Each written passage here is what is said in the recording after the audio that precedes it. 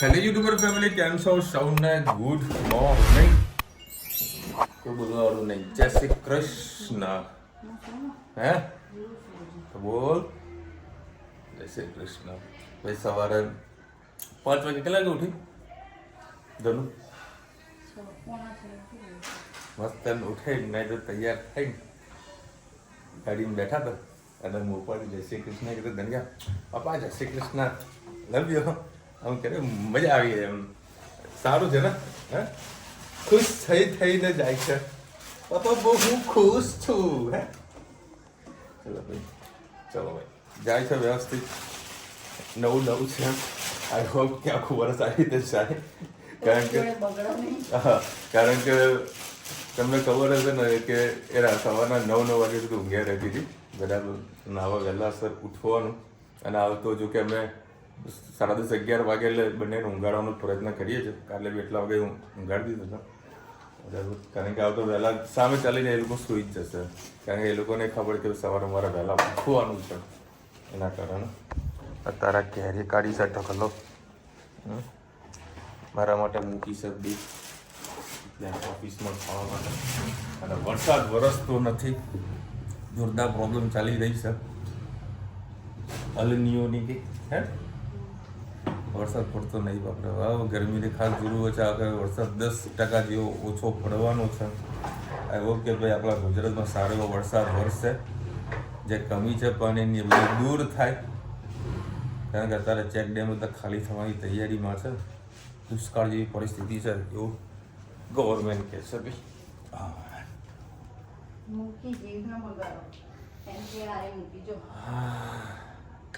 કાલે કેરીનું ફળ તો જોયું યાર, કેટલું મસ્ત મોટું છે. અને પાછું અંદર માવો પણ વધારે નીકળે ને બીજું માવો પણ વધારે નીકળે.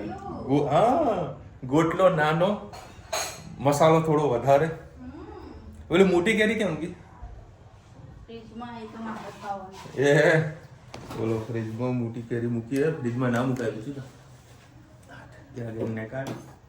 અને જ્યારથી લાવ્યા ને નહીં થોડા, જ્યારથી અમે લોકો આના દર્શન કરીએ છીએ. આમ ફ્રીજમાં ના મૂકે ના થાય. ફ્રીજમાં મૂકે તો પાકશે નહીં. ઠંડી રહેશે તો પાકશે નહીં. બહાર રહેશે ને ગરમીમાં રહેશે ને તો પાકશે. આવો આનો કેરી વાળાનો નિયમ છે ભાઈ, આપણો નહીં. શું કરવું? 5-10 પેટીઓ મંગાવી. ના હજુ આપણે આવવાની લગભગ 30 પેટી મેં મંગાવી છે. એ તો પહેલા પેલી હારી જ નહીં, ટેન્શન ના લે. એવી છે તાજી લઈને આવ્યો તો એના કારણે એ પરિપક્વ કહેવાય ને એ નથી. આ કમ્પ્લીટ છે, મજા આવી ગઈ. ગુડ મોર્નિંગ, જય શ્રી કૃષ્ણ. આજે આપણે બનાવીશું રીંગણ બટેકાનું રસાળું શાક. એના માટે મેં 3 પડી તેલ લઈ લીધું છે. મારે એડ કર્યું.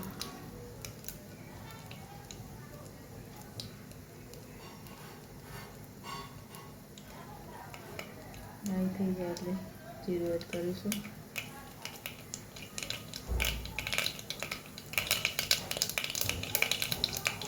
પિંક ચીલી એડ કરી સાથે ટામેટા.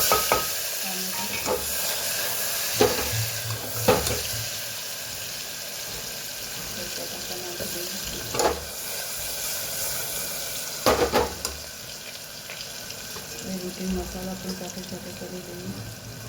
હળદર,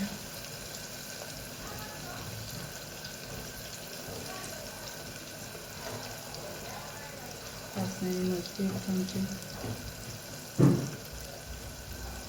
તીખું મરચું, ધાણા જીરું, સાથે મીઠું પણ એડ કરી દઈએ.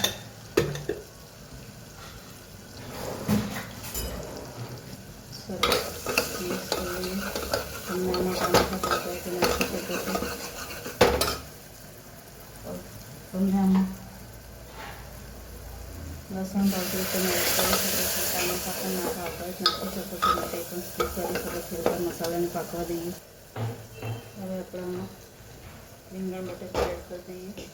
કટ કરેલા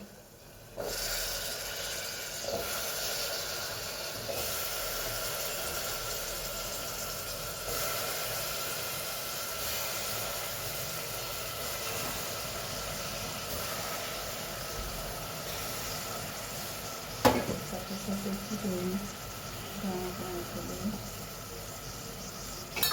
સરસ મિક્સ કરી લઈએ.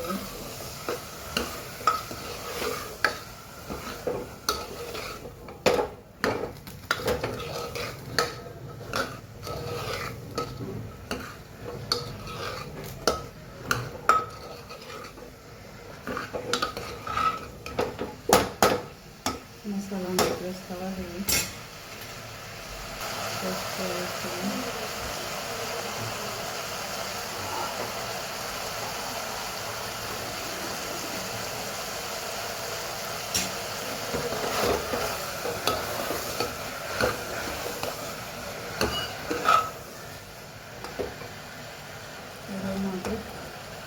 પાણી એડ કરી દઈએ.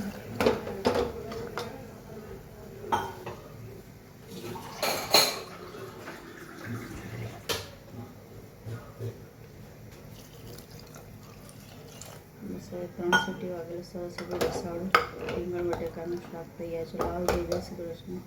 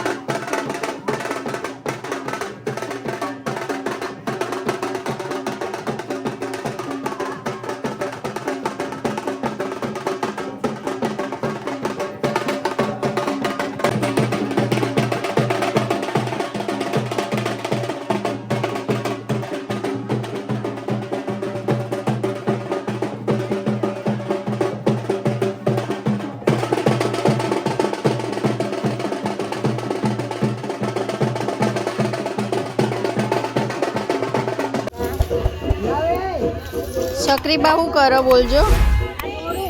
હા અહીંયા ખેડવાનું છે. આજે કાઠાગોળનું હતું. અધિક માસનું એનું વિસર્જન છે. બધા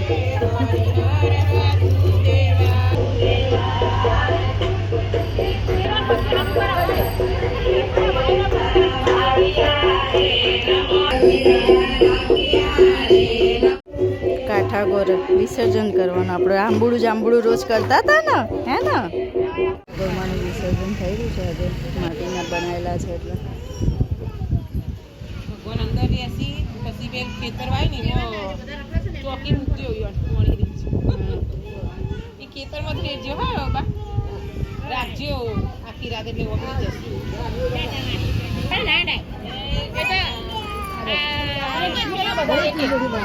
એક એક મેળા બધો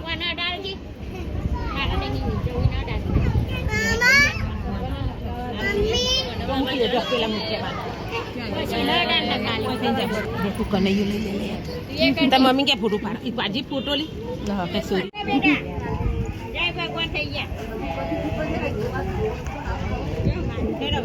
કાનાજીનું વિસર્જન કર્યું. આપણે થેપલા બનાવીશું.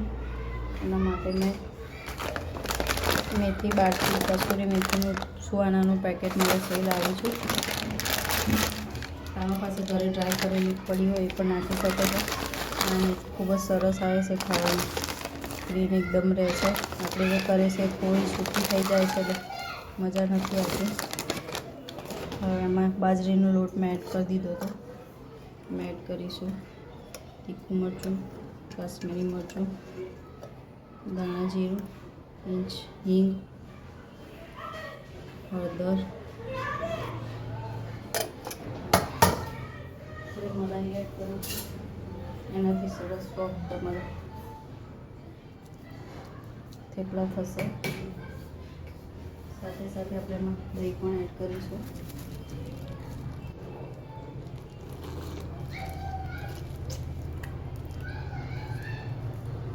આદુ મરચાંની પેસ્ટ એડ કરી દઈએ.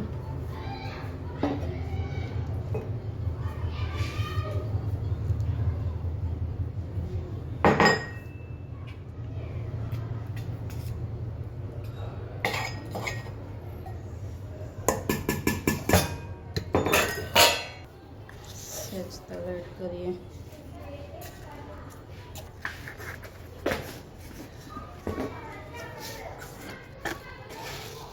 વરિયાળી,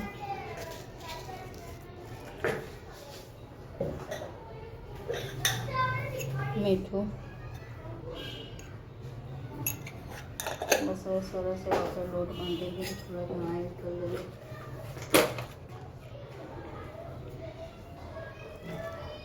હવે સરસ મજાનો લોટ બાંધી લઈએ. ખાંડ નાખવાની રહી ગઈ હતી. ખાંડ કે ગોળ તમે નાખવું હોય તો નાખી શકો છો. તો ટેસ્ટ ખૂબ સરસ આવશે. ખાંડ પણ નાખી શકો છો. આજે આપણે આમાં તેલ જ નાખવાનું રહી ગયું. બોલો, વાતોમાં કંઈક ખૂટે છે યાદ નથી આવતું. કમ્પ્લીટ લોટ બંધાઈ ગયો છે. હવે ઉપરથી બરોબરનું મોણ આપવું પડશે.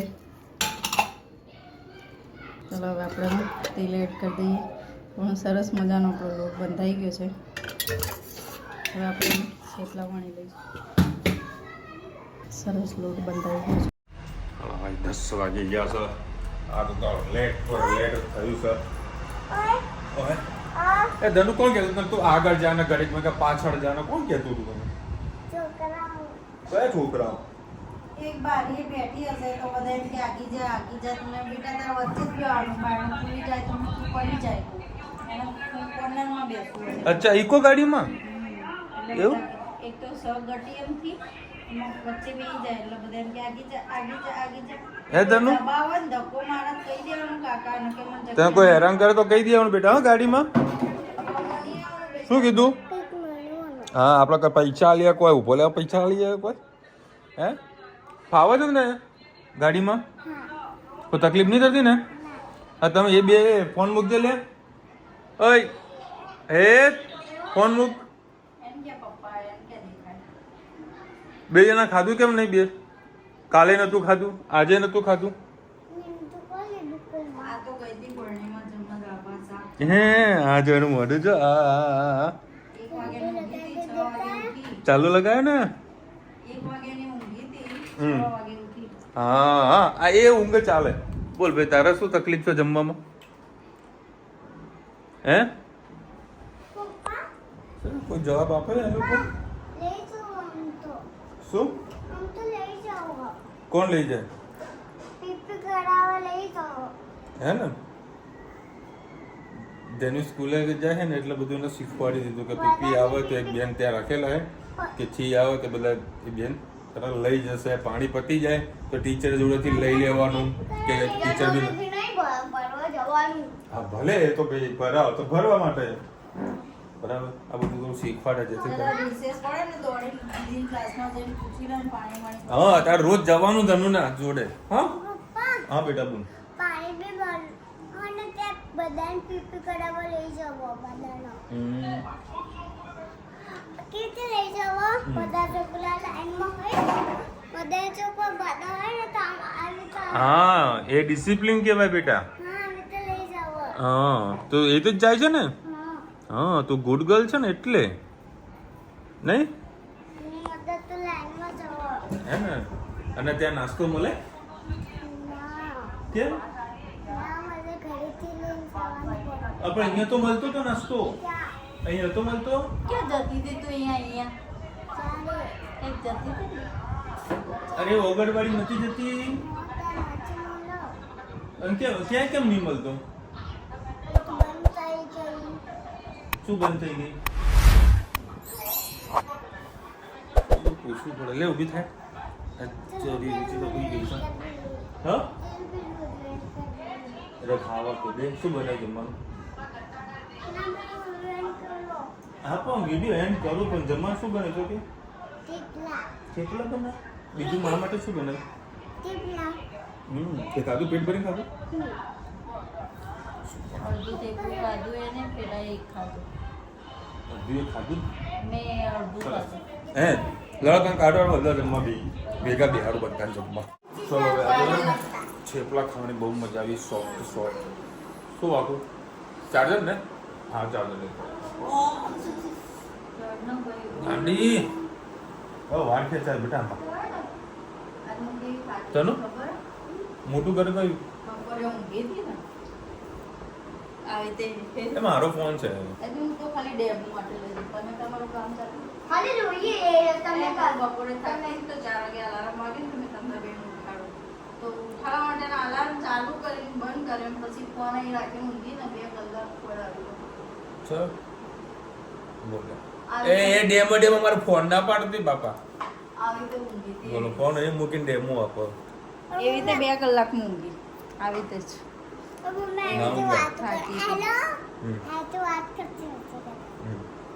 ચાળા પાડે તારા હારે તો ફોન પડે તો ફોન જોવો ને તો આમથી થશે અમે ક્લાસ લઈએ મોટું ઘર કયું આપણું હા મોટું ઘર કયું મોટું પપ્પાનું ફોન અને બીજું ઘર લીલા બારો તમે કોમેન્ટ આવે કે મોટું ઘર એટલે હેડ ગયું કે ભાઈ બાનું ઘર કહેવાય મા બાપનું હંમેશા ઘર મોટું ઘર કહેવાય બરાબર ખબર છે આપો પેલા જૂના મોટું પપ્પાનું ઘરે ગયા હતા ને પેલું હતું પેલું જૂનું હતું કેટલું યાદ છે કેટલું યાદ છે તમે જે કીધું ને એમ ધારો કે કહેતા જોઈએ છોકરાઓ શીખવાડતા જોઈએ કે આ મોટું ઘર છે આ નાનું ઘર છે મોટા બા છે આ નાના બા છે આ બધું લોકો કોડ વર્ક અંદર ફિટ થયેલા છે નાના બા કયા હો મોટા બા જય બોલા મારા સાસુ એ કોડ વર્ક આપેલા છે શીખે છે બગલી બીજી એક કોમેન્ટ થઈ હતી અને જાની તો સ્કૂલે જાય તો મજા જ નહીં આવતી બનતી જ નહીં ભરતભાઈની કોમેન્ટ હતી હતી નેનાબેન લખી રહ્યા છે આ દુલીરામના પેડા કહેવાય ને હા એને માસ્ટરી એ મેં તમને જે બતાવ્યું હતું ને એ એડા પેડાની માસ્ટરી છે પરંતુ શું બરોડાની અંદર ઓલમોસ્ટ બધી ફરસાણની કે મીઠાઈની દુકાન હોય ને ત્યાં બધા આવી વસ્તુ મળતી જ હોય છે એટલે કોમન છે ત્યાં આગળ બરોડામાં પણ જ્યારે ફેમસ હોય તેની વસ્તુ ખાવાની કંઈક મજા અલગ હોય છે હું જ્યારે જાઉં તો બરોબર મને આ વસ્તુ હમણાં ગાયમાં તમે જ્યારે કહેતા અમૂલભાઈને ત્યાં આગળ પછી સારું એ પેટા રહી ગયા મારા મિસ થઈ ગયા પછી જગદીશનું ચવાનું આ બધું લીધું હતું પેટા મિસ થઈ ગયો ભૂલી ગયો મગજમાં જ ના ચલો હવે કાલે જવાનું સ્કૂલે કંટાળો નહીં આવતો ને મજા આવે ને હમણાં તમે કદાચ સોશિયલ મીડિયા બધા વિડીયો જોતા હશો નાના નાના છોકરાઓ બધા સ્કૂલે જે બાલ મંદિરમાં જતા હોય કેવા રડતા હોય અને મારી ઘણી જરી કે ના રડક હોય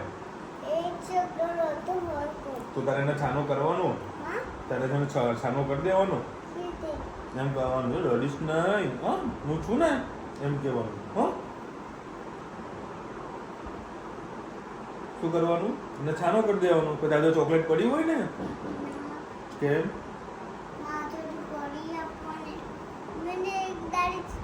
ચોકલેટ આપી હતી ને તો કહેતા હતા ના ચોકલેટ આપી હતી ને તો ના પાડતા હતા અને બેનો સ્ટાઈલ બહુ ગજબ મેને ટીચરને ચોકલેટ આપી ને તો ના પાડતા હતા હે તે ટીચરને ચોકલેટ આપી હતી હા કેમ આપી હતી કેમ ભજનની ભજનની ચલો મળીશું નવા વિડિયો સાથે બર્થડે હતો ને એ ચોકલેટ બર્થડે ની કોઈને એટલે બધાને આપવી પડે ને ચલો મળીશું નવા વિડિયો સાથે નવા મોજ મસ્તી સાથે ત્યાં સુધી આપણે આપણો જય હિન્દ ભારત માતા કી જય અને વિડિયો ગમે તો ફટાફટ લાઈક કરો શેર કરો સબસ્ક્રાઇબ કરવાનું ભૂલતા છે રાધે રાધે